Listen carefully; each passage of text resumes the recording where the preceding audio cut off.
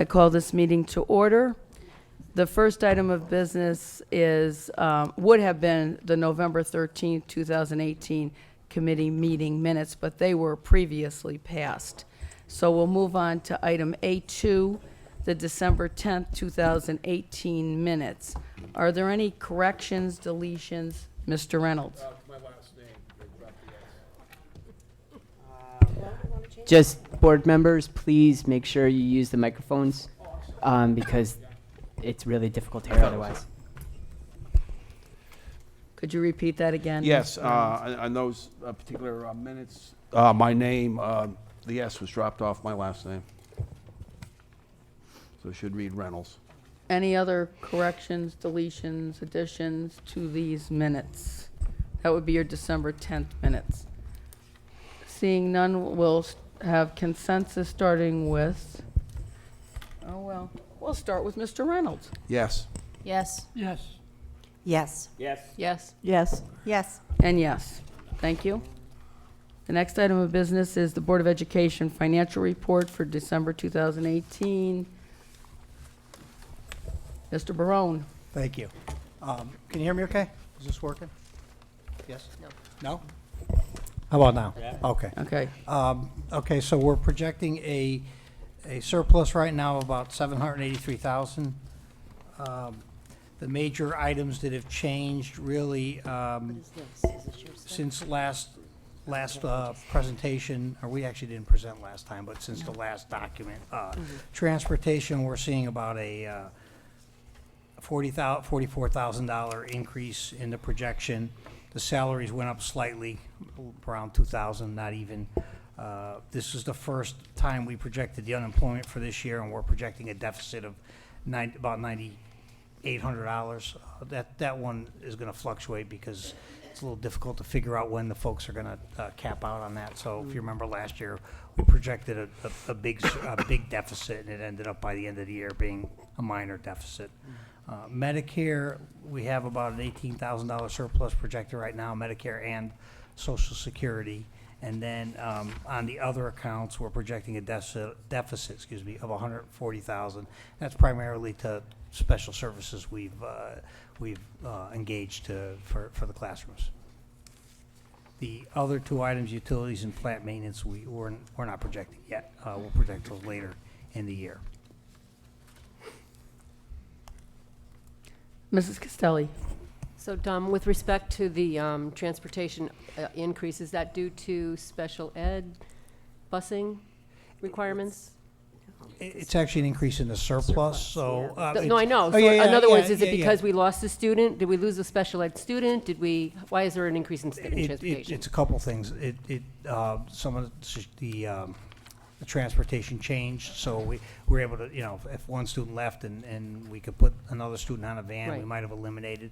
And then we also, it changes a little bit as, if the students don't go to school, certain ones, we project, let's say they're going to go to school 18 days in 1 month and they only go 15, there's a slight reduction there. Oh, But okay. it's mostly that, and then occasionally we pick up students we think we're going to, be transporting them for 2 or 3 months in their district, and it goes for a couple weeks. Okay, but we have an ongoing look at the best ways of using our transportation for those special needs kids, right? In other words, if Absolutely. there's an opportunity to put two together on one bus as opposed to two separate vans, we're doing that. We're still doing that Absolutely. on Yeah, always. an ongoing Yes. basis. Okay, Yes. and that's what I was assuming this was Yeah. because of. Okay, thanks. Mrs. McKay. Yeah, so Dominic, I have a question based on what your answer there.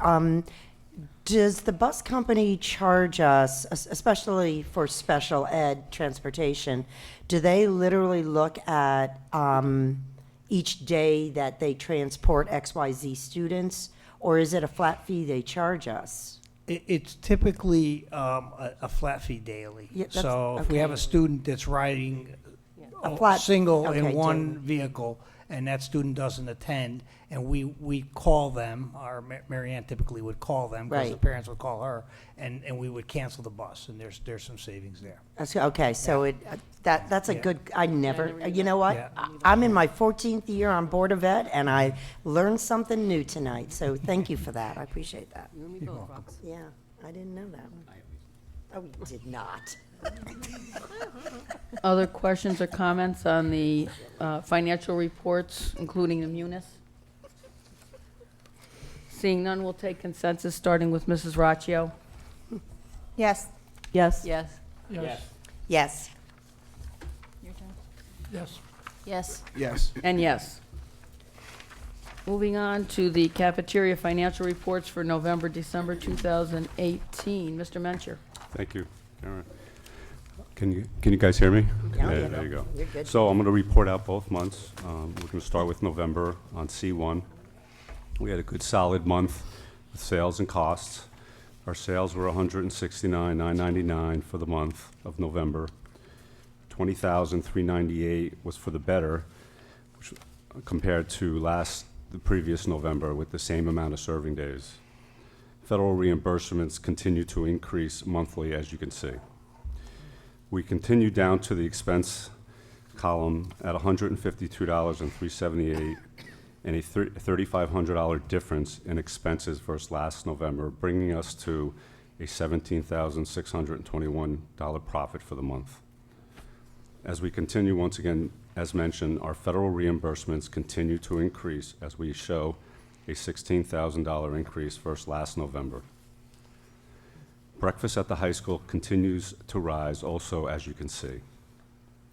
Continuing down the document with our statistics, revenue, meals, and meals per day all increased for the good. Expenses also increased per day by $195. Year-to-date figures I'll mention in the next document under December. The following document on C1 for December we could go to now, the same comparison sheet. Sales show $142,297 versus $138,390 for the December of last year, with having one less serving day this year. Once again, federal reimbursements continue to climb, as you can see. We posted a $3,900 for the better versus last December. Expenses, right below that, the food costs rose $27,000 versus last year due to an extra week of purchases and an increase in inventory from the previous month. December showed a $24,235 loss. Reimbursement section, once again, shows an increase in federal lunches by $10,445, and breakfast continues to increase in our reimbursements. Right below that, on the statistics section, which shows the revenue, meals, and meals per day, all are increasing, and expenses was increasing per day also. The year-to-date figures to the right of that, up top, on the right side of the document, we see sales year-to-date is up $105,000. And our reimbursements up in that category of $67,712. In the expense categories, we see we must make improvements in food costs and control our labor costs. Year-to-date, we are $79,000 at a loss. Reimbursement section, once again, shows positive numbers in federal and state reimbursements. Statistics, right below that year-to-date section, show good, solid numbers. The C2 document. If we could go back, Mr. Votto, did you have a question on C1? Just a quick, I noticed on the end of November, you had the profit of 17,000, Correct. and then the following month, a loss. Now, is part of that because the vacation time in December? Is We that do pay contributing? out, so payroll did increase, Mike. We do pay out for some, about 3/4 of the employee that receive the holiday pay. But you're not getting any lunches in either for a month? Correct. And you said there was an increase in, no, the food and milk or something like that, you had to increase Food costs. We had food an costs? increase in food costs in December, and it was due to an extra week of purchasing before the managers left for the December break. They had to purchase an extra week to get into So January. that really attributed to Right, the... and then our inventory, the amount of food we bought, we noticed that the ending inventory for December increased, so we actually have the food on the shelves that was paid for, and that's another reason why purchases increased in December. Okay, thank you. Mrs. Raccio? Hi, Dave. The $79,000 loss year-to-date, that's after we had that large catering event over the summer, right? Can you just remind me how much that catering brought in? Was it 25, 35? So the work camp's final bill was $31,000. Okay, so the loss is really 79,000 plus 31, because that's not a recurring. It's actually included in the catering up top on the sale. So the 40,000 for the catering shows the revenue up top year to date, but it is included, the work camps event. Okay, all the And that's expenses are why, here too. that's why our expenses are up, sales are up. Okay. And it's, Mrs. Castelli? So just bear with me while I try to frame this question. With regard to the federal reimbursement, is it, I mean, you said it's on the upswing, which is great, but the question I have is it going up because the number of kids that are eligible has increased, meaning that more kids are taking it, or is it that more kids now qualify? You know what I'm saying? Is it? it's a little of everything, Kathy. Okay. More families are applying for the free and reduced program, and we'll go over that in a short time in the participation log. We'll show a little increase. We talked last period that the new online application module that we purchased has also helped, and it's increasing. So we're glad that we invested in that small investment, but it's more eligible, more eating. Okay, thanks. Mrs. McKay?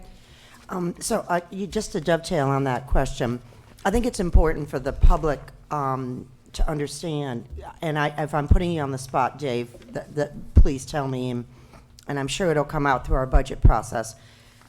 Could you just kind of give, if you know off the top of your head, where are we in terms of our free and reduced lunch numbers? I mean, they're growing is my point. And I think, well, let me just take that right there. Right. Is that, am I So right or wrong in saying As a that? district, we have rose, not to an extreme. We're up to about 30.5%. Last year, I think we were showing with the state like 29%. Okay.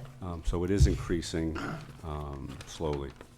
So, I mean, that's a significant number when, I think to understand our demographics as a community, I think it's really important for the public to understand that 30% of our students that are taking lunch are eligible for a free and reduced. That doesn't even mean we've captured all of the students that are potentially eligible. Those are just what, is out there that families have chosen to participate.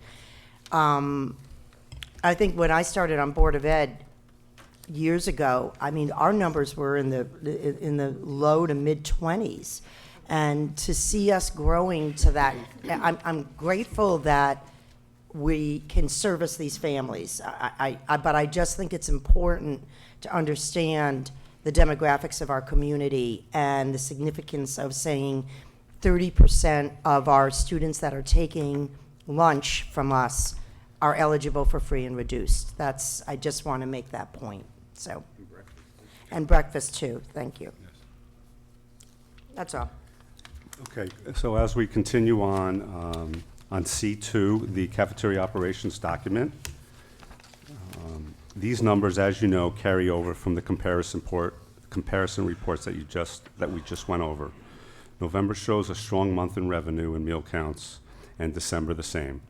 Expenses, as mentioned, needs to be improved on in the coming months. What's nice to note too on this line, if you look at the November and December revenue for this year, the meal counts as we went over increased, and it gives, as you go from left to right, the meal variance has increased in both months of November and December to include the meal variance percent and the last column to the right to the per day variance. So those are good positive numbers that we like to see. Are there any questions on that report? Actually, I do. So let me ask you this question. If your revenue is increasing, obviously your costs are going to increase too. That's expected. That would be a relationship that you would expect. Would you say, though, because I've heard you now say a couple times, Dave, that we have to reduce our expenses, but is it in line to are our expenses growing at the same rate as our revenue generation, or is it disproportionate? They were, Roxanne, up until December. We noticed Okay. an increase in the food cost, so then I went back and researched, and then every month the managers give me an ending inventory. So then I extend the ending inventories out, and I see how much food is left at the end of the month, and we compare it to how much was purchased, and we noticed an $11,000 increase in the product that was standing on the shelves at the end of December that we're going to carry over into January. So, and then we also, like I mentioned, we paid an extra week out in purchases for December before the managers left for the long break. They had to actually buy food for the first 8 business days in January, which we noticed was paid for in December. Okay, which, that makes sense. So I guess I'm not clear in that are the costs exponentially rising to the revenue, or are they staying, is the relationship still in percentage-wise in line? I think we're on track. Okay. It's just December showed a little jump there. Right. And it wasn't a good jump. Right. And we hope to get back on track in January with the food costs. Which But it also I mean, it makes sense to me that you had to pre-buy, I guess, in an essence, for January, because you guys were off for 10 days. So you have to hit the road running in January. So you kind of had to do that pre-buy. I get that. I mean, Correct. that should level itself out, though. We hope to see that at the end of January when we do our closing inventory, that the food costs will come down percentage-wise from Right. December. Right. Thanks. Mr. Ross? Yeah, I don't see revenue in August for the work camp. Where Yes, does what that we show? did, Ray, we carried the July and August expenses over to September. When we reported the September financials, we reported the summer months all together with September. Okay, thank you. Okay, so if there's no other questions on the operations report, we're going to move over to C3, the next document. Just shows you, once again, the cafeteria balance sheet for November and December. It's a fairly new document that we're showing you the last couple periods on how our cash is set up.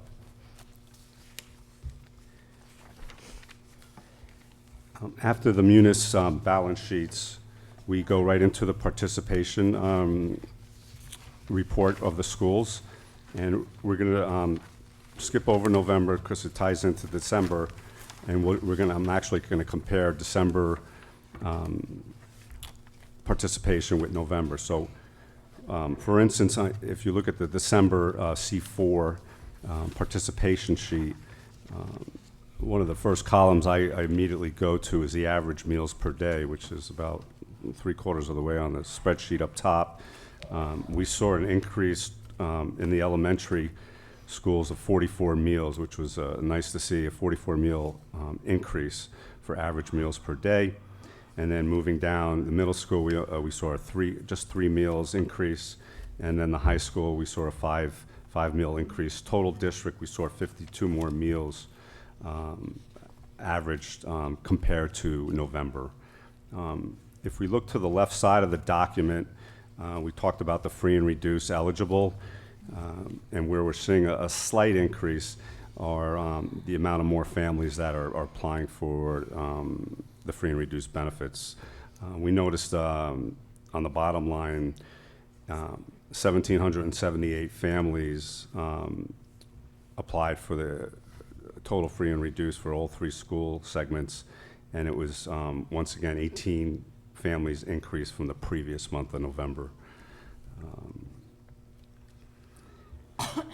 And that, once again, is mainly due from once again, it shows a great sign. We talked about federal reimbursements on why our revenue is up in that category. This is one of the reasons why, to also include the online application module.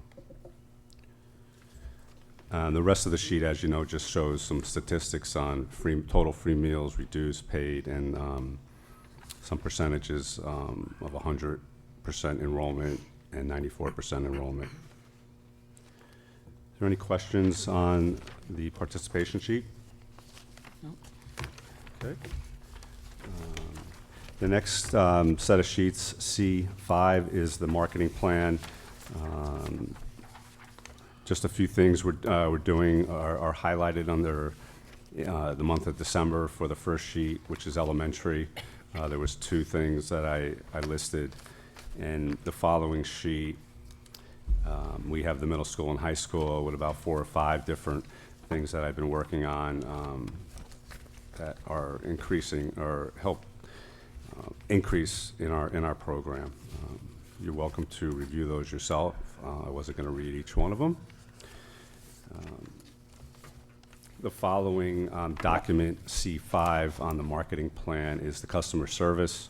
It shows one incident that was recorded to my office, and we resolved that incident with our bakery. We noticed just a slight defect in a roll that we actually, they thought it was a piece of the yeast wasn't dissolved in the baking process of a dinner roll, but it wasn't nothing to be alarmed about, but we resolved it the same day that it was called in. Mr. Mensch, may I ask about this new online purchasing module with Thurston Foods? Now, Sure. who will be doing the actual ordering? Will that only be you, or will it be managers, or how will that work? So how we're doing that, Karen, is for years and years, the 4 managers that purchased the food in the middle school and high school, they were using a spreadsheet off a regular Excel document, and they would do their order and transmit it to the salesman at Thurston. We now are going to their online module, which is all internet-driven, and we've got some training on that, and we actually have them coming back in this week to train the 3 other managers. So we think it's going to be an advantage. And so to answer your question, is they will still be ordering their food. Mm-hmm. Electronically, it comes to my email every Friday. So they transmit Friday morning. Dave gets it on his email, reviews them, and then releases the immediate order to Thurston. And then a copy goes to the manager's inbox, to include mine. Some of the advantages we like is we've noticed a lot of items that aren't being, whatever the manager's ordering, the day of the delivery, they see a few items shorted, and they're concerned because it affects how many cases they need to produce that menu. This new system is going to be a proactive system, and then that Friday we're going to know what items that were stocked out and not know the time of delivery. So this system will give us, the director and the manager, a heads up on if they're out of an item that will be able to order a substitute of that item. Does that make sense? Mm-hmm. So if we're out of a certain chicken item that we're spec'd for because of a bid item, and they're out of it, we're going to know that day on Friday to buy a substitute. Right now, that doesn't happen. What happens is the managers are noticing on the day of the delivery on Monday that they don't have they're being shorted some items. So Thurston feels that this is definitely the way to go. We should have been on it a couple of years ago. So we're kind of excited, and it's all, once being internet driven, the manager's actually going to get to see it if something happened to them and they're at home. They could bring it up on the internet on their account number. They could actually even order from their own home, to include myself if I'm away from the district. On Friday, I could bring up their account and see if I'm at a conference or if I had a day off.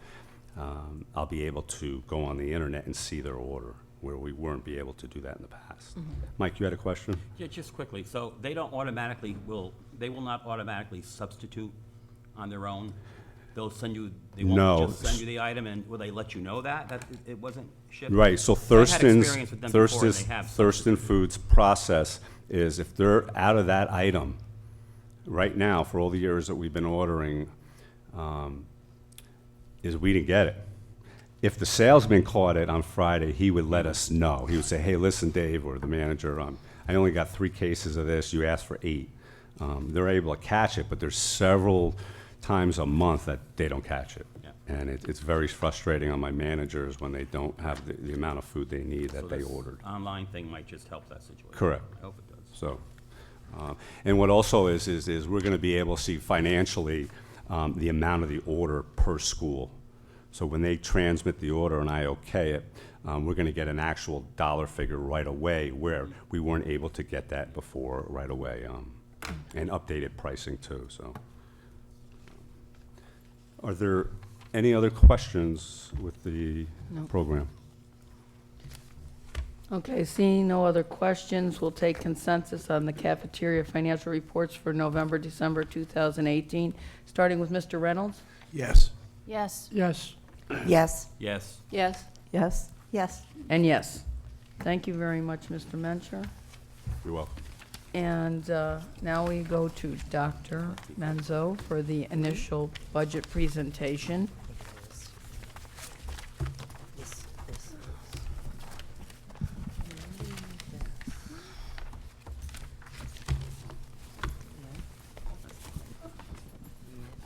I believe we have this in written form in front of us in a Yes, booklet. and I but think if- everybody in the audience has a copy of the PowerPoint.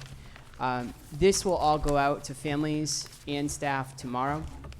A link to the PowerPoint, as well as a link to a fact sheet that we give out every year, and then also a survey. We do a survey for staff and for families to offer suggestions based on the review of the budget document. We give them till next Thursday, the 24th at 9 a.m. to complete the survey. And then we come back, when we come back to our second budget workshop, we share with you, as we do annually, some of those questions so that we have responded to the questions or suggestions of the community and our staff. I just want to thank, before I get started, because I know I'll forget this, but all of the central office staff, all of the administrators who are here this evening, for all of their hard work on this document. This is not something that's done in a vacuum. It's not done by one person. It could never be done by one person. I do have to give a special shout out again this year to Karen Vayu and her IT department, because if you look at our budget book, and you all have copies of it, our principals will get yours tomorrow.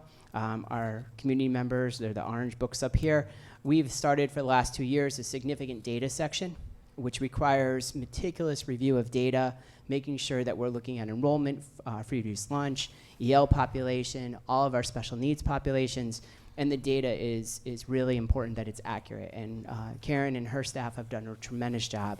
Also to Tony Hale, who is here tonight from our business office, an incredible asset to our business office, and Dominic Barone, also known as Joe Pesci.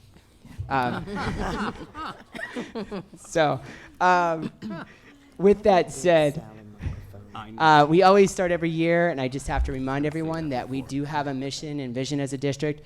As we all know, putting students first is the key to what we do. So we want to, in doing so, inspire through innovative and engaging experiences that lead all learners, including students, their families, as well as our educators, all of our staff, to discover and pursue their personal best. That is very important to us. But we can't do this without a partnership. And we talk about it in our vision statement, the partnership with families and community to help provide a safe, healthy, and supportive learning environment that ignites the enduring passion for excellence of every learner. Again, putting all students, no matter if you're young or old, all students first in our school districts, so that each becomes a lifelong contributor to the local, national, and global community. District focus areas, we have 4 of them. We've had these, that's why they're called a focus. We've had them for the last several years, looking at interventions, models of excellence, proactive supports with this future focus, and engaging, empowering learning experiences. We also, and I know that it's seen as an initiative, it really hasn't added any work, but it is one of those things that when we talk about our district and our community is really we want community involvement. That is so important for all of us, and we're so blessed to have a community that is so generous of their time and their finances. 100% student engagement, which that's what we strive for every day in all of our classrooms throughout our district. And that equates to 100% student success, hopefully, be it college, be it career, be it just becoming the best member of a community, hopefully Wallingford, but whatever community our children decide to pursue a life after high school. So when we look at this, we try to each year provide progress indicators on these areas. And we have our balanced scorecard, which will be going out to the community in the next few weeks, like it did last year at this time. As many of you may recall, we started collecting data about now 4 years ago to validate these areas of focus. We just started the balanced scorecard last year because we wanted to have 3 years of data under our belt so we could show that comparative statistical analysis of key indicators of success outside of test scores. I know we can debate until the cows come home, and we're in the Ag Science building, so they might. But the fact is that We just said we should never give you a microphone. Just saying. it's all right. 2 shows, 7-Eleven. Try the veal. I'm here all week. But the thing is that we really want to make sure that when we look at all of the things that we're doing, and I lost my train of thought. Thank you very much. Hey, I'll take a tick on that. That doesn't happen very often. Take that. But these are our indicators of success. Community involvement, as we said, student engagement, and statistics, student success. And what I was getting at is that indicators of success is not just a test score. And so that we want to make sure that we have a multifaceted approach to determining success of our students and the hard work of our staff, because they don't always indicate the hard work of everyone in our district that we do with our students on a daily basis. So with that said, donations. Last year, again, we were over $200,000 worth of donations, down a little bit from the year before, but still over $235,000, which we're very blessed to have that high level of donation to our school system. Again, over the last 10 years, we're well over approaching $2 million worth of funds being donated to the school district, which we're very fortunate that we've been able to accomplish that. So I just, again, can't thank all of our administrators and our teachers. Our teachers are phenomenal at getting donations as well. A lot of things going on, and a lot of donations from organizations. So we're very fortunate. We have some of our teachers are in different organizations, professional organizations that donate different supplies to us, as well as other groups in the community. Another indicator of success is our grants. Again, similar to last year, we were very successful. We have a little less funding in grants this year. It's due to the fact that there weren't some grants that we were eligible for. This does not reflect the security grant that we received this summer, because that would be for 18-19, not 17-18. The data is always a year behind, just like the state. But we were 100% in terms of those requested or applied for, as well as those received. So another great tribute to our staff, because we don't have a grant writer in Wallingford, neither the school district or the town. We write those as a community of learners within our school system. The local businesses, not going to go through every single one, but these are some of our key members of our community that are really intricately involved within our school system and provide a tremendous amount of resources. I'm sure we left some off.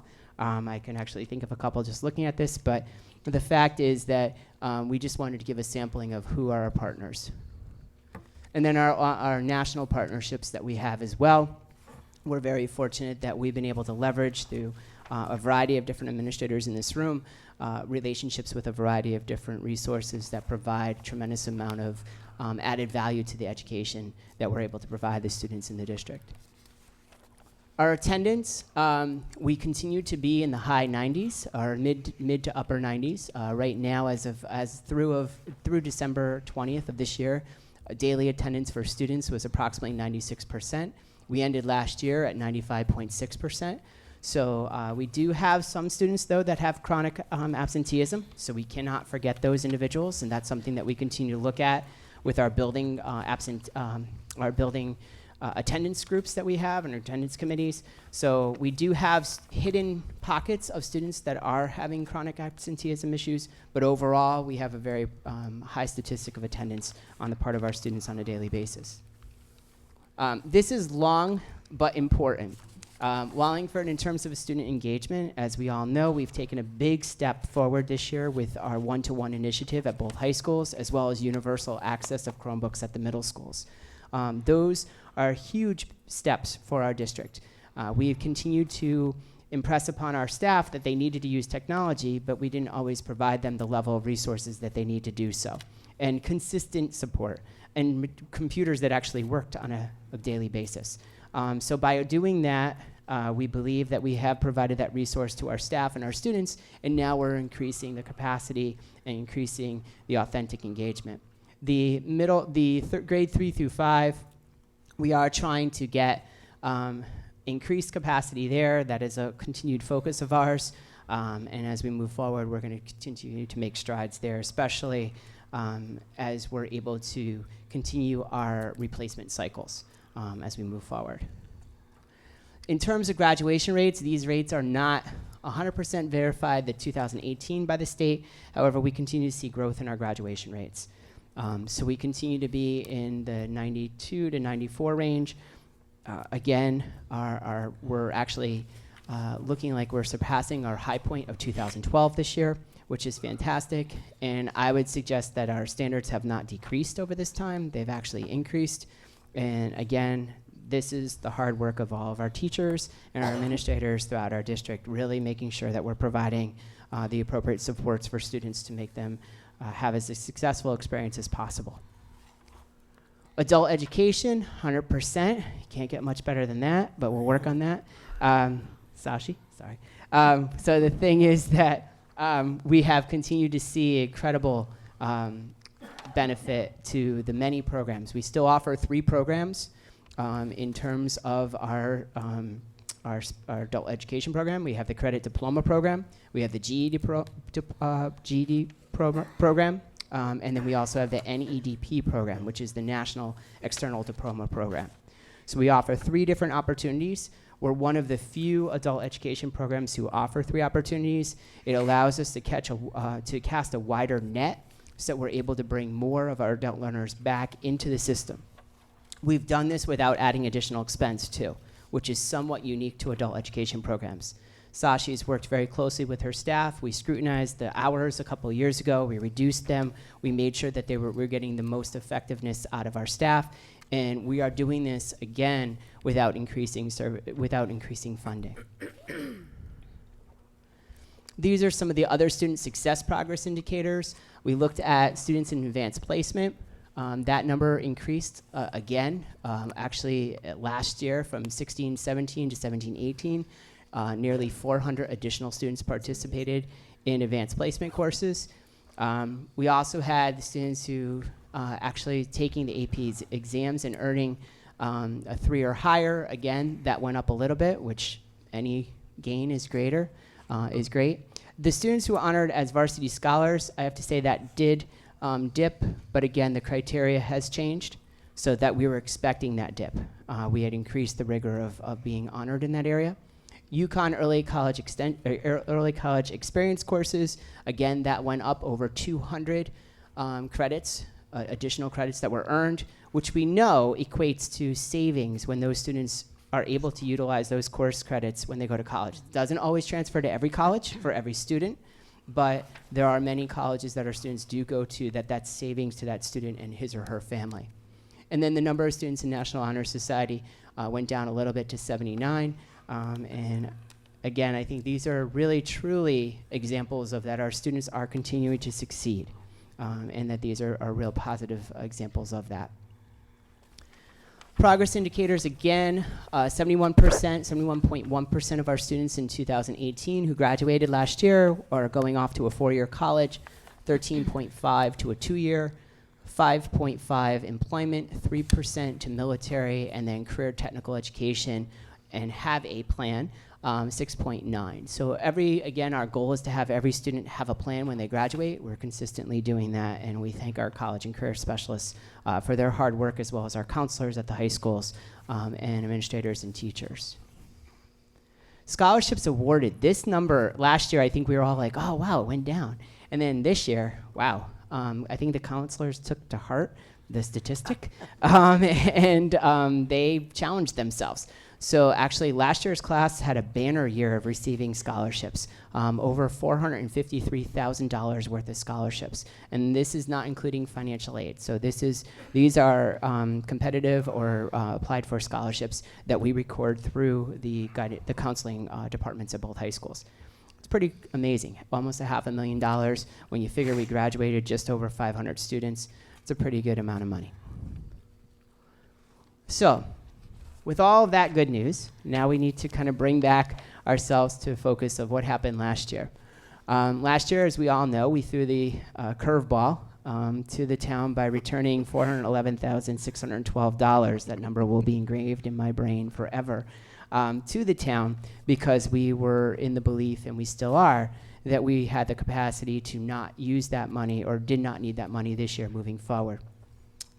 So last year, when everything was said and done, we actually ended up with a 1.17% increase, or an increase of approximately $1.2 million. So this kind of takes you through the process of where we were with that budget. So we had originally gotten, the mayor had given us a 1.58, and then because of that $411,612, we were able to reduce it down to a 1.17. This just gives you a graphical, and I thank Dominic for these graphics, for these charts, just kind of showing you what we requested and what we received. We originally proposed to the town council, or to the mayor rather, a 2.42%. That was a combined blended strategic plan sustained services budget. So just that you're aware of that, kind of apples to apples. That was what we originally had proposed. We ended up with a 1.17 based on our reduction of 411,612. So the main outcomes of what ended up happening, we were able to sustain and sustained reduced class sizes in some instances, because we were able to reallocate staff. So some places where there were bubbles, we were able to try to keep those a little bit lower. But we did not go up on our class sizes. I know there was a lot of people fretting at the beginning of the process that we were going to increase class sizes at the elementary school. Many of you may recall that teachers came out and very concerned. None of that became a reality, because we've done what we've always done, which is review the numbers, and we've always added staff if we felt we needed to add staff, and that we wanted to make sure that we maintained our guidelines that the board has established for us. So again, we're very proud of the fact that we've been able to do that. Maintained all of our programs. We did not reduce any program offerings to our students, be it in career technical education, world language, gifted and talented, whatever programming we had, athletics, the arts, any of those programs, we did not reduce any programs. Maintained our technology replacement cycle, which is key. If you're going to have one-to-one and a teacher is going to rely on technology as his or her key tool of delivering instruction, you need to make sure it's working, and the replacement cycle is essential. Expanded technology resources as well, and completed maintenance and capital projects that we had planned for that year. So, as many of you know, we go through a process every year. This is kind of become our process that we believe in and we trust in. We review the budget drivers. What are the things that cause us to increase our budget? What are our enrollment projections, identified efficiencies, develop sustained services budget, and then develop the strategic plan budget. Obviously, our drivers are the traditional ones. This could be in any town's budget across the state of Connecticut, as well as probably across the United States, looking at contractual increases, insurance increases, and transportation contracts. Actually, I have to put a little caveat or asterisk next to insurance, because not every town, as we realized last year, charges the Board of Education the insurance costs to their Board of Ed budget. So sometimes when people present the percentages or the overall bottom line budget for one district versus another, you have to really look what's behind the curtain and see whether or not it's apples to apples. We are responsible for all of these areas in our budget. So our enrollment Again, we're seeing a little decline next year.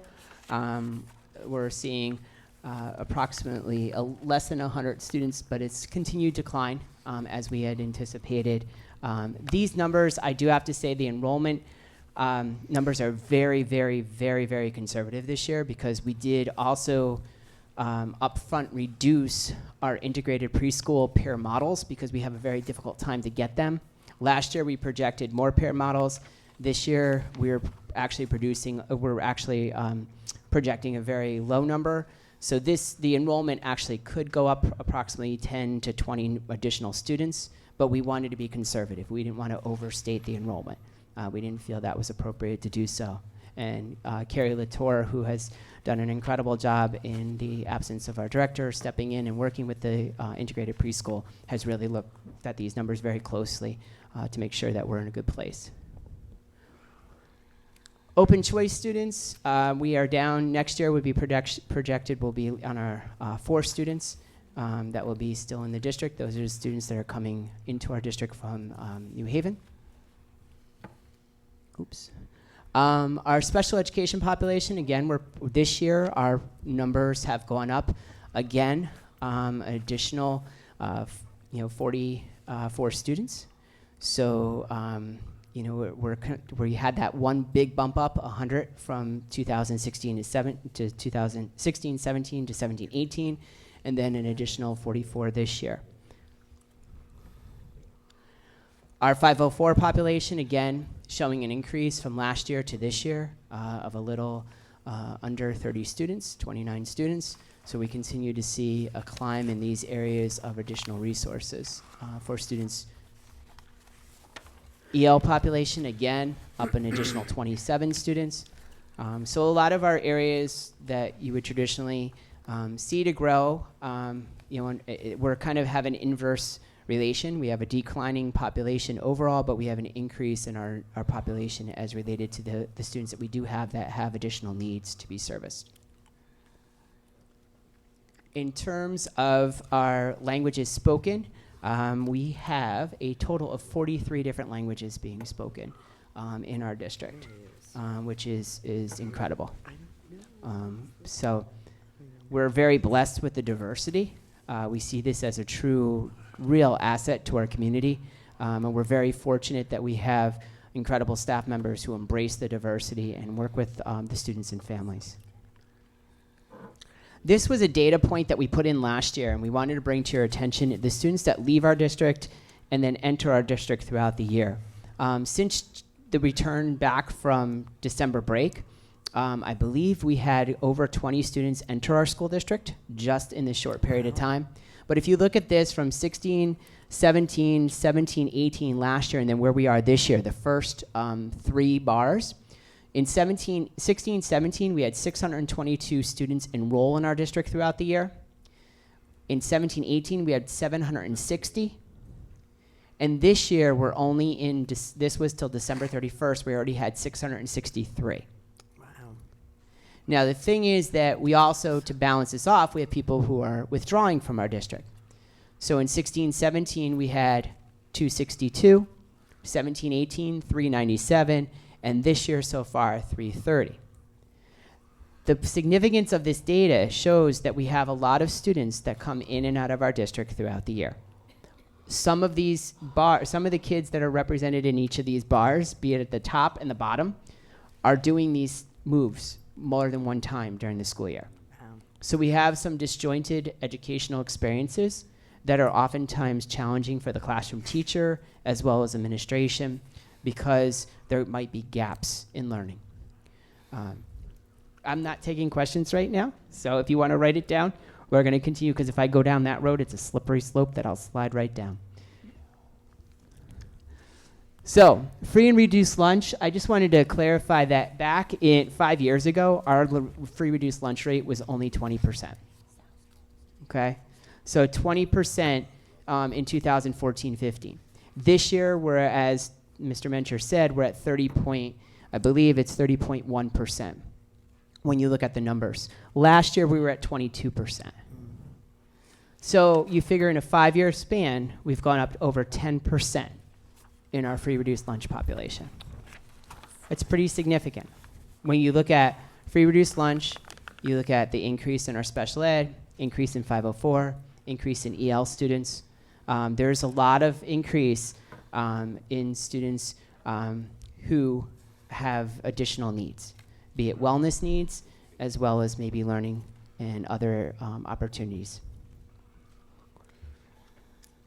So then, as we've done in the past, and we've been doing this a lot at the central office when we look at special education and we look at other areas, we've been really trying to apply some lean process improvement opportunities. And I know we had a great meeting today with Lisa and Donna from special ed, and we're planning to do a couple more process improvement events with special ed department. Just really taking a look at how we can improve what we're doing and be more effective. So next step, again, developing the sustained service, and then review the savings thus far and made the possible reductions. So at this point, we are recommending 2 additional staff members as part of the sustained services budget, 1 for special education. It'll be a position that'll be split between the ICE-T program, our 18 to 21-year-olds program, as well as our Inspire program for the high school. We have Inspire, which is our students who have significant learning disabilities and also need some additional life skills opportunities. We have a program at the middle school. We have a program now that the students are moving into the high school. So we need to expand services there. In addition, we have retirement savings, which is a good thing. We have a savings of $396,335. And we are going to reduce 5 classroom teachers at the elementary level due to the enrollment decrease. Now again, I purposely made the comment earlier about the fact there was a big concern that we were going to have large class sizes and that people weren't going to be able to handle class sizes and that we weren't going to make good decisions in the best interest of students. We have yet to do that as an administrative team for 10 years. We will not start doing that. Students do come first when we think about this. So the reality is we will stay within the board's guidelines of pre-K 2, no more than 21, and 3-5, no more than 23. The principals keep us informed. They have the bat phone, so to speak. We're on constant conversation, and we have constant calls with them to determine whether or not we're at the point of a tipping point to increase the section. That, if we recall, and just to remind people, and I know people at home potentially watching this, we made a deliberate decision about 4 years ago now to not do a step-up ceremony at the end of the school year because we didn't want to have students meet their teacher and then have to open up another section over the summer and then the student no longer have the teacher they met the last week of school. So we've deliberately moved scheduling and informing parents till August because we all know we're hiring sections in August, and a lot of principals are shaking their heads because they've had to do this over the last 2 or 3 years. Because, again, we are committed to low class sizes, and that's what we've always done. So we will continue to be committed. We also have in our sustained services budget, which I'll remind everybody also in our contingency, we have the funding for 2 additional teachers and additional paraeducators. So we already built that in. That's not something new. That's something that's been in existence even prior to my 10 years here. But we do build these safety nets in. Non-certified savings, $393,863 by reducing 9.5 paraeducators. Those paraeducators are part and parcel with the fact that if we reduce sections at the K2 schools, for example, in kindergarten or first grade, the general education paras are no longer necessary. So there are some adjustments made there. 1 full-time clerical position. We are cutting, and this has been notified, so I could say this. The greeter position at central office will no longer be there. We're going to be putting someone else in that position, and then that position, there was an open position at Lyman Hall, so that person is taking that position in the main office. So no one lost their job. There happened to be an open position, so we were able to transfer somebody rather than laying someone off. So we're making that reduction. Also, 2 part-time clerical positions. There was a part-time clerical position in Lyman Hall that the administration didn't feel that they needed to continue. And then there was a part-time clerical position that we're actually reducing right now. It's a part-time clerical position for the WISE program, or the Harvest Park program, the 3-5 program over at Fritz. But that person is not being laid off because there happened to be a retirement going on at the same time. So we were able to move that person over, so nobody again lost their position in that swap. 2 evening security guards. These are part-time positions. This was a recommendation of both high school principals moving forward, so we put that forward to everyone. And then retirement savings also from the non-certified staff. The benefits at this time, it's not good news. Benefits are probably the highest that we've seen in a long time. It's 9%. We do see this adjusted down oftentimes. However, we do have to be cautious with optimism this year, because we have to make sure that the town is maintaining its appropriate amount of additional funds, a fund balance in the self-insured account. So we can't go below a threshold. So we're not anticipating this to be reduced significantly, but we're hopeful that it'll be reduced. Even if it's 1%, we'll be happy. But we need to continue to be thoughtful about that. And then severance benefits to pay. We do have to pay certified severance benefits of $400,988, and then non-certified of $39,748. I do want to compliment the clerical union, if I can, and maybe I'm the only one, and I think these guys will get this. But if you go back to previous budgets, this severance benefit for non-certs, in particular, a lot of it came from clerical, was like $200,000, $130,000. And it was because many times people would put in, but they didn't necessarily have the intent to retire. And so we had to budget, kind of pre-budget, because we didn't want to be short if these people did retire.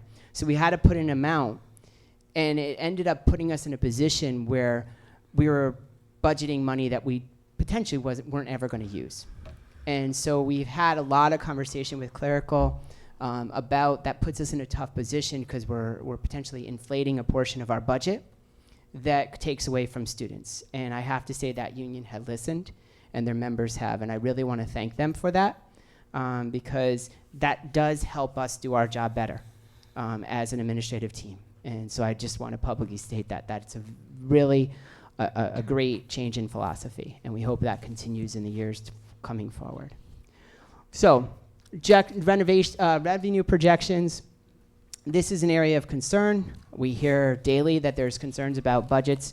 There is a commitment, from what I hear and read, from the governor to try to hold harmless education. However, there's potential reductions to other areas of towns and municipalities. So while it might not hurt one side, it might hurt another.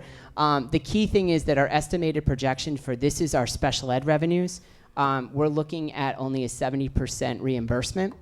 That is an additional $300,000 reduction in revenue. So whenever you look at our percentage increase this year, we've $300,000 is just because of the fact that we have a potential of lost revenues. So it's not because we're getting $300,000 more of services, or that costs went up. It's because of the fact that we're getting less revenue from the state of Connecticut, or estimated revenue, less revenue from the state of Connecticut. So it's just a point of reference for people.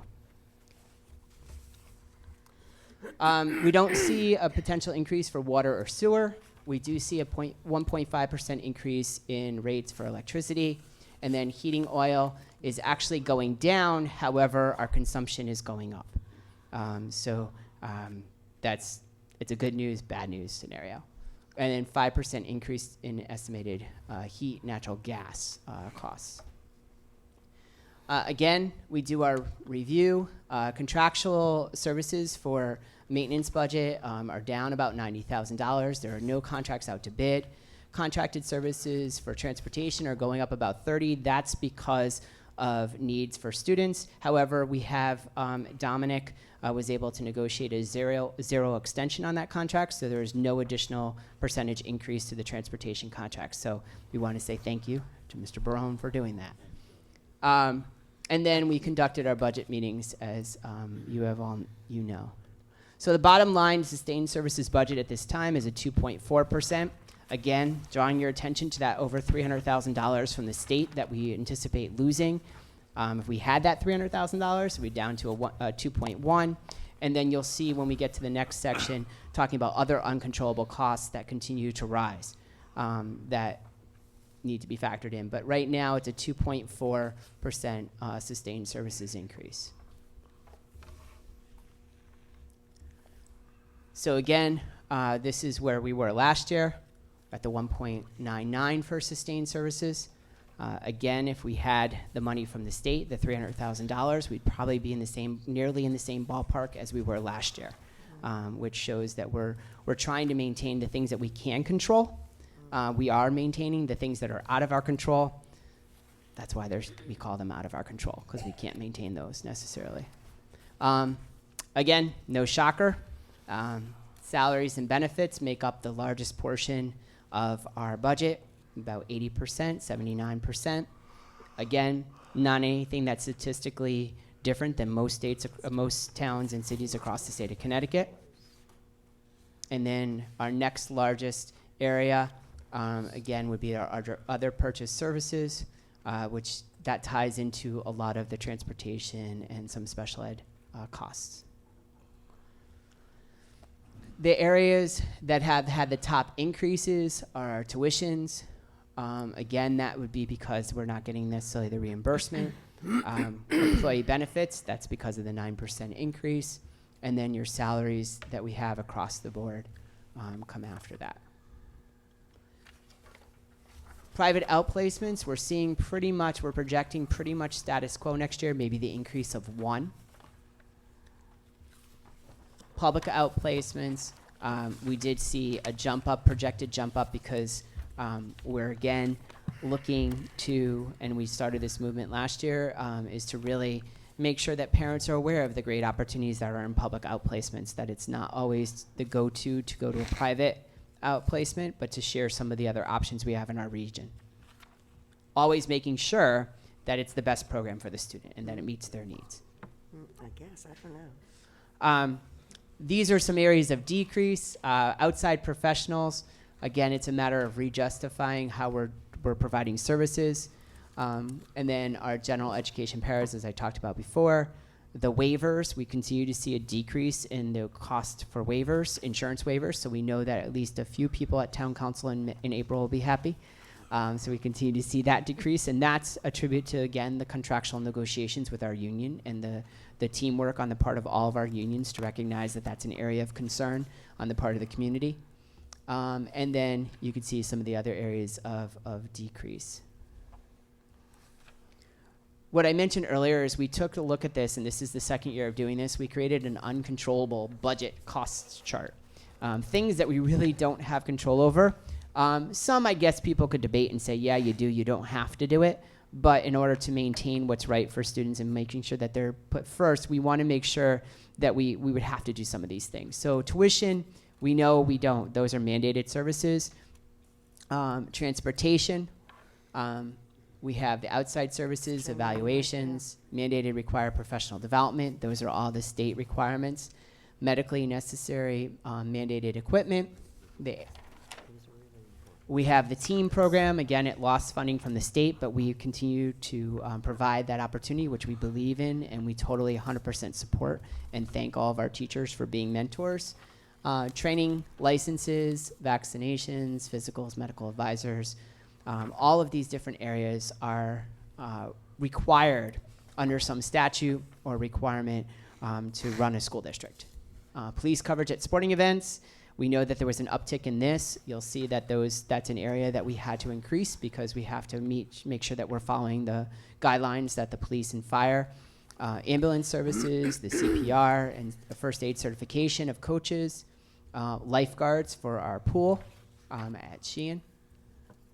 Chemical hygiene contract.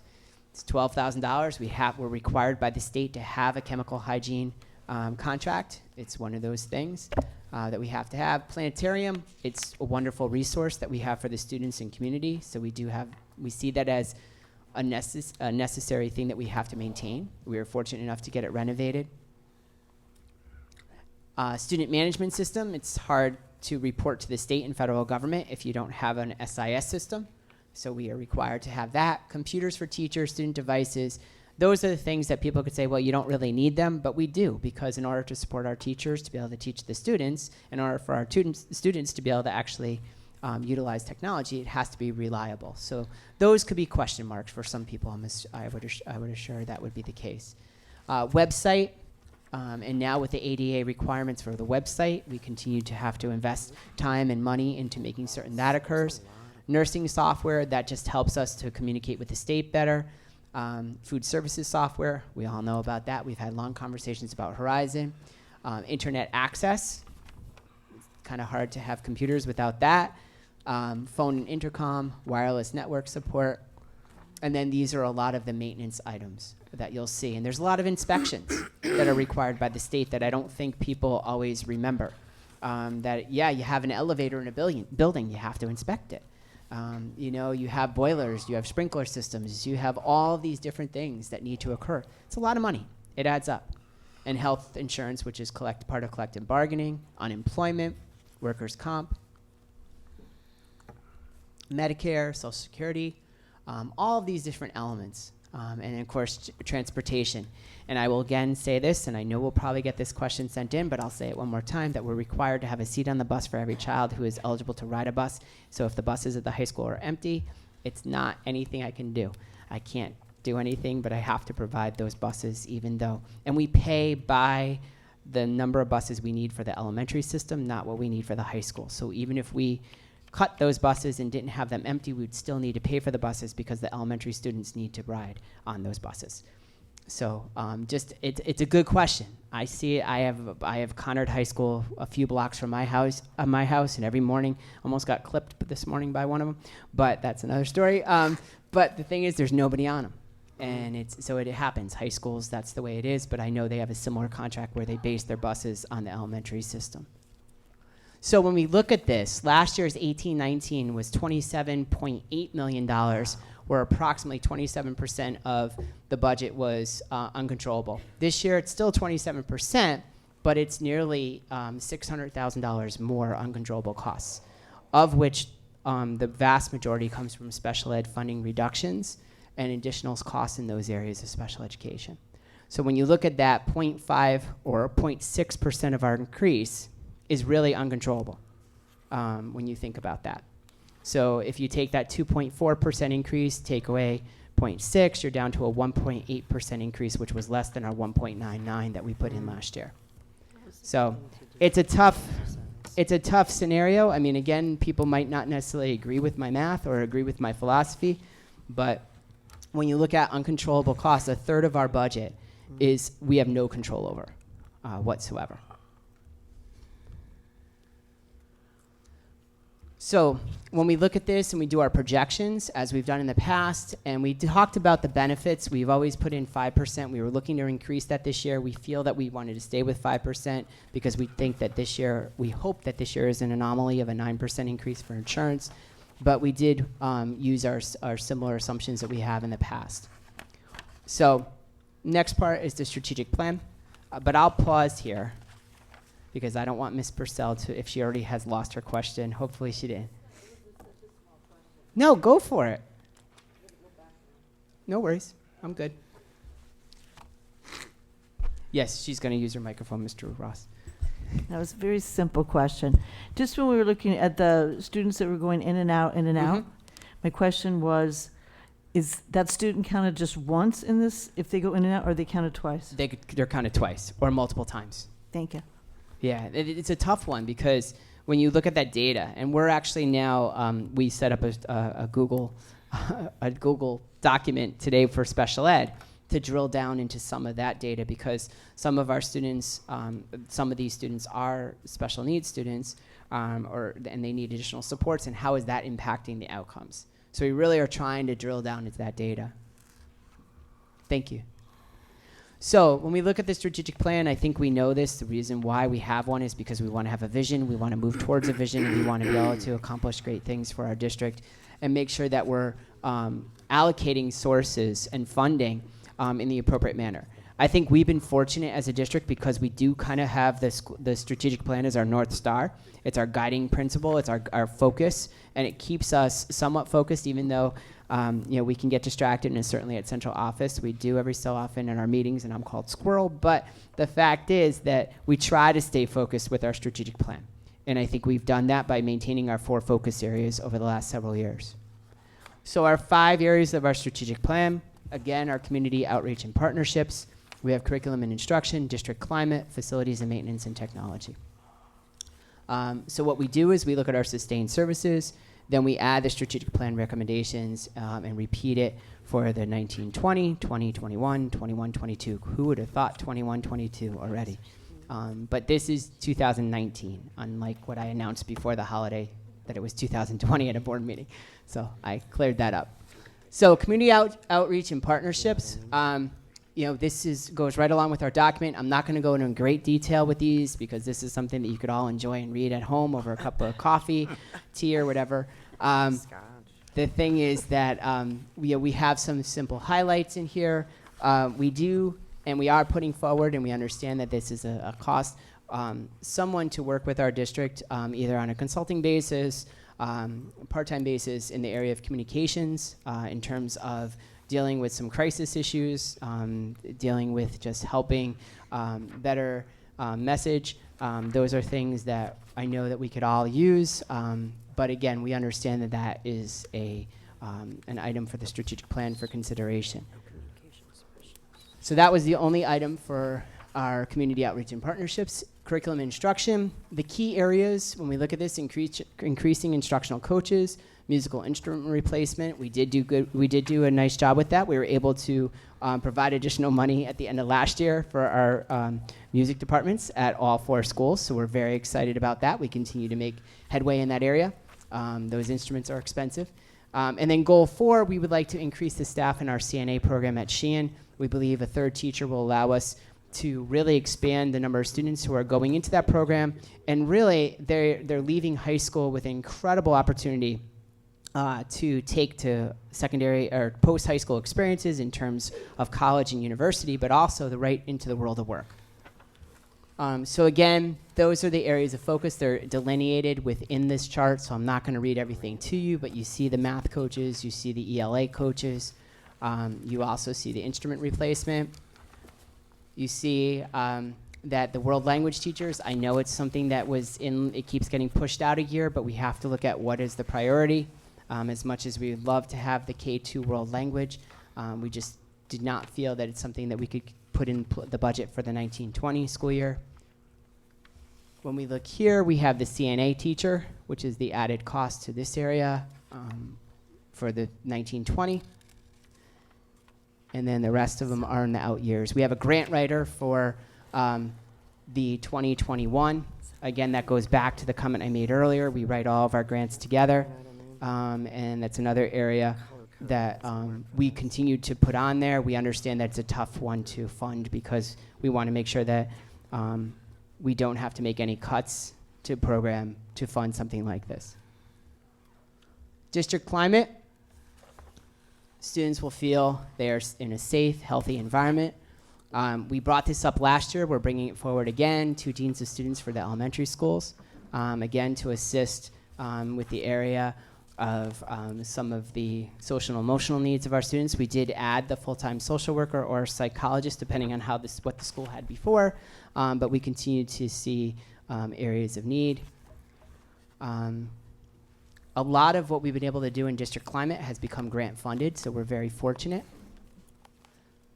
But we wanted to share that with you to show that we're utilizing our grants. And I have to say that Ms. Latour, again, has become, or I shouldn't say has become, is the master of grants and getting the biggest bang for your buck from every single one that we have. So the Dean of Students, again, comes under Goal 5. So you'll see that in there. So we had recommended 2 1 year and then 2 the next year. Facilities, this is where there's a lot. So we want to share this with you. Again, just a reminder that we start off with capital projects. The mayor has set the definition of $15,000 for our capital projects, and it has to be something over 15,000, and it has to have a life expectancy of 20 years. Many people ask again the question, why isn't the Sheehan turf part of a capital project? It is definitely over $15,000, check, but it won't last 20 years. So that's why the mayor won't classify that as a capital project. Also, fun fact for those of you who are following legislation, there is a legislation that has been proposed to no longer allow school districts to install turf, artificial turf. I sent out the legislative documents so far to the administrators today. I don't know how far that'll go, but there is a legislation that is being proposed to no longer allow artificial surfaces on outside fields. So we'll continue to monitor that. It's, and see what happens in that area. So this is very difficult to read. I'm actually happy to say that I can read it. But the thing is that the first section of this are capital projects that have been completed or in progress. So you could take a look at this at your leisure. And it's by school. It's broken out by school, by description of the project, and then the year, and then what its progress standing is. Is this in our budget book? Is it bigger? And that's all I want. Just a little. Yeah. Okay. No, Yeah. All I need a little. That's all I need. There's the magnifying glass on the Yeah. inside cover. Yeah, we made it full size for all of you. And on the website, it'll be full size also.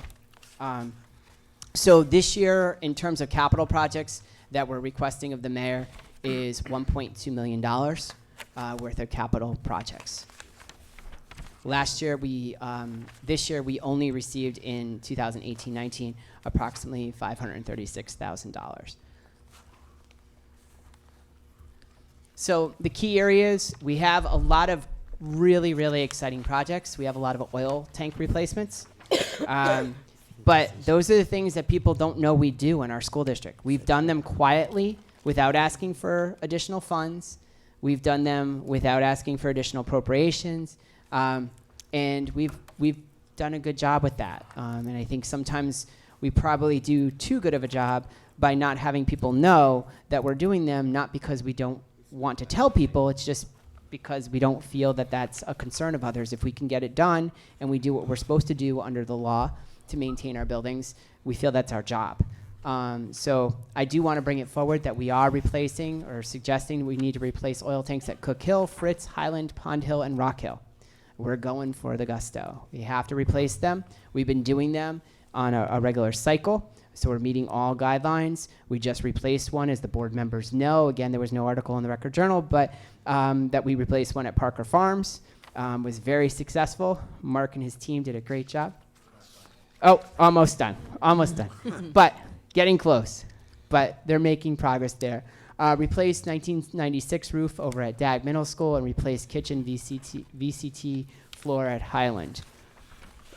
Some of those projects. Other capital projects not for bonding. We continue to replace the ceiling fans, renovate cafeteria, and design work. Built-in AC for special needs students at Lyman Hall. Replace downspout gutter maintenance at the main entrance at Parker Farms. Replace floor auditorium and library in the flooring in both of those spaces at Moran. And precast storage shed at Pond Hill. Safe and secure learning environment, additional wall padding for Cook Hill and the gymnasium. Replace doorknobs and additional expansion joints, Lyman Hall High School. Energy efficiency, replace 2 HVC RTUs,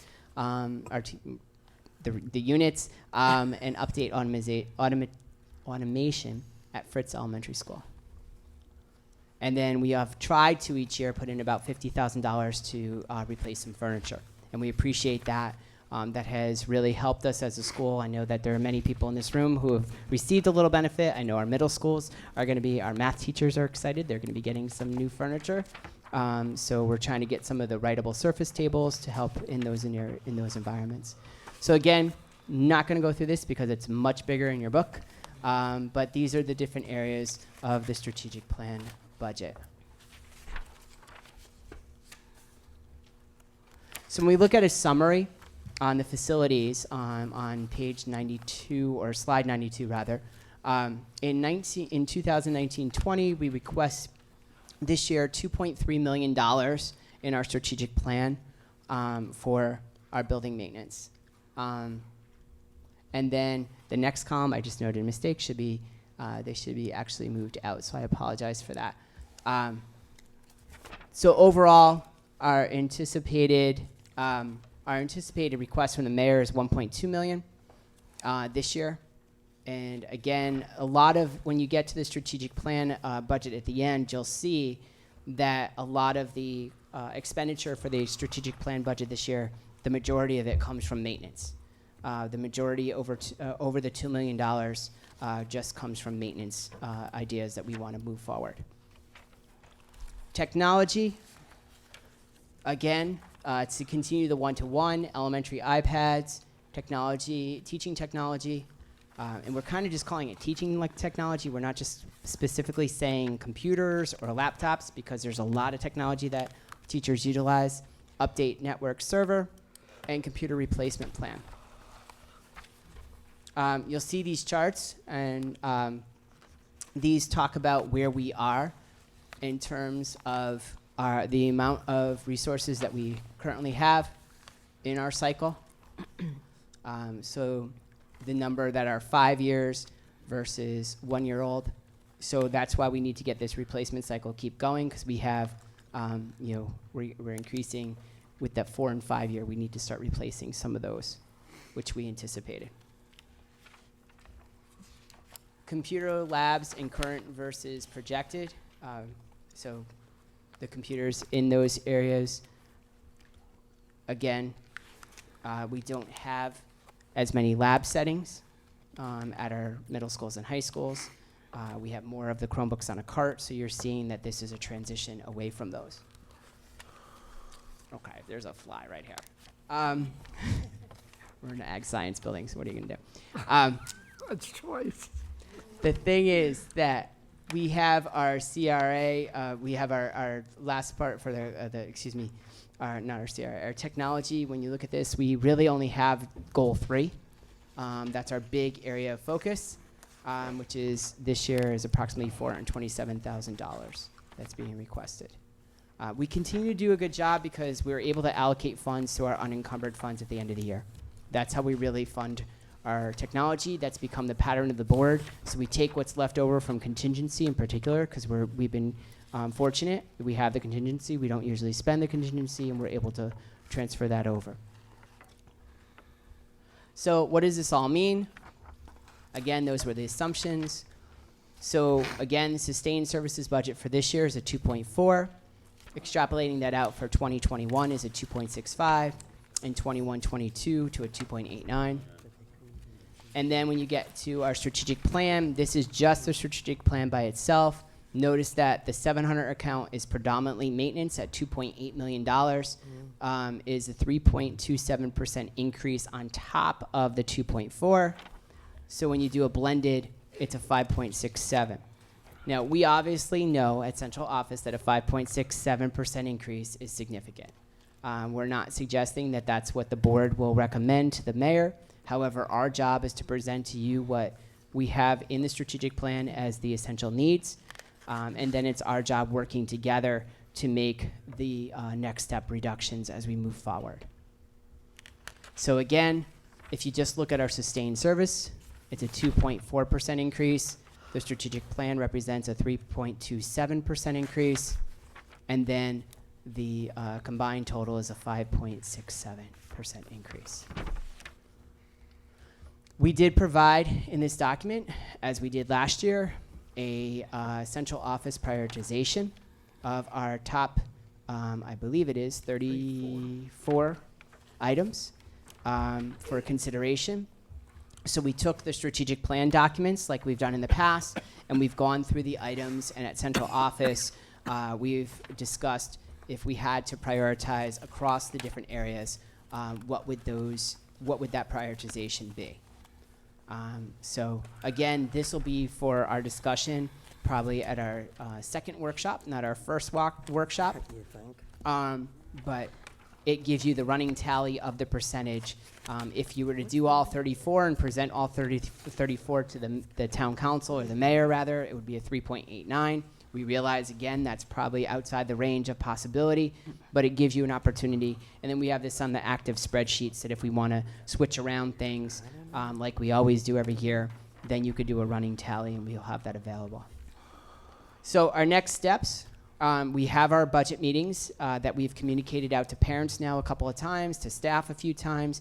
They'll get it in their emails again tomorrow. Our next budget meeting, our first budget workshop, is next Wednesday, 6 o'clock at Central Office, and the following Wednesday, 6 o'clock at Central Office. Board members, your questions are due, your initial round of questions are due this Thursday by 9 a.m. Because our Central Office team will be meeting Thursday at 11 to start answering all of your questions, so that we're prepared for the first round of homework that you're going to provide us for the 24th, which is next Homework week. has to be 23rd. done by Thursday? By this Thursday. It's the 23rd, right? This No. Wednesday. no. No, Our 17th. next meeting is the 23rd. Next For- meeting is the for Oh, 23rd. excuse me, is the 23rd, correct. Right, I that's why- apologize, I was off one day. Yeah, no, So it's no, the I just- 23rd and then the 30th, I apologize. No, it's okay. So yes, but your questions are due this Thursday, 9 a.m. 9 a.m.? 9 a.m. No extensions? No extensions. What if we have a snow day? Yeah. But again, as I've shared with all of you, this is a process. So if you don't get them in by Thursday, it's not the end of the world. We continue to answer questions along the way. We do have all of your questions from a few years, over the last several years. So if you have repeat ones, we'll remind you, and we'll boy. just answer them the same way, unless something has changed drastically. But we have kept a folder of all the questions that have been asked along the years. So again, the board members will review the budget. March 1st, it is due to the town council. We'll approve our budget at our February board meeting. And then we have the month of March to wait. And then April 1st, we will hear from the mayor. And then they are beginning to set the dates for the town meetings. I gave them our board meetings. Unfortunately, I believe the town hearing on the budget is going to be the night of our operations meeting in April. So we'll have to do some movement around, but that was the only date I believe that they can do to meet the charter. So we'll have to move stuff around. It's the Monday before April vacation. And then our hearing on the education budget will be after April vacation, most likely. So I gave them the dates of the rest of our meetings and other events that are kind of important to us to be at. So we will hear those dates, and I will share those dates with you. So the way that works, as many of you know, we go the night that the budget is presented to the town. Town people could ask us questions, and the next time we go, we just answer questions from the town council. And I would like to thank Mr. Shortell, our town council representative, who's here tonight as a parent, most likely, and as a counselor. But thank you for coming, and you do every year, so we appreciate that. And then the town council will make its final approval the first meeting in May, and then the Board of Education will be done in the last couple of years, which has been a great help, is that we've tried to approve a budget before Memorial Day, so that if there is any riffing that needs to occur, we can do that in a timely manner so that people know where they will be the following school year. So, and then as always, we put some references in the back of the budget for codes and object codes and such for the public. So that's the long and short of it. Again, I want to say thank you to all of my staff that is here tonight. All of our administrators, our team that we have some teacher union reps, and they're always here to support us, as well as our para-educator president, who's always here to support us and support the students more importantly. So we thank you for coming, and to all my central office staff for the hard work. This is not an easy thing to pull together, and I think we have it down pretty much to a science, and I appreciate that. So we look forward to your questions. And we'll take this, as I've always said, this is a marathon, it's not a sprint. So there'll be a lot of iterations along the way. So thank you very much. Okay, that concludes the initial budget presentation. Is there any public comment? Any public comment? Seeing none? Wait, you got one. Oh, do we? I'm sorry, Mr. Shortell.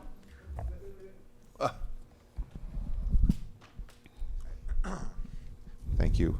Chris Shortell, 1A Casella Drive. I have a lot of questions, which I'm probably going to email you. I don't want to take up your time. I have one question I want to ask because it's a numbers question, and I'm not tracking with a certain number.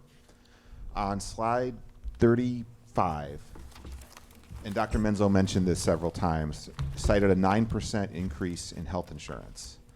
But when I do the math and I also go to the object codes, I'm seeing a $478,803 increase. That's about 4.5%. Correct. So when the impact on the budget is about 4.5%, closer to 5%, but the actual increase to the insurance program is overall 9%. But because we've changed offerings to different contract unions because of recently negotiated contracts, we see the benefit of that. So I put in really this for clarity purposes, the 9% is the overall increase to the group. But when we do it by Board of Ed, I got you. it's Yeah. by the 4 point. Okay. Thank you. Thanks, everyone. Thank you, Mr. Shortell. Any other comments from the public? Seeing none, this meeting is adjourned.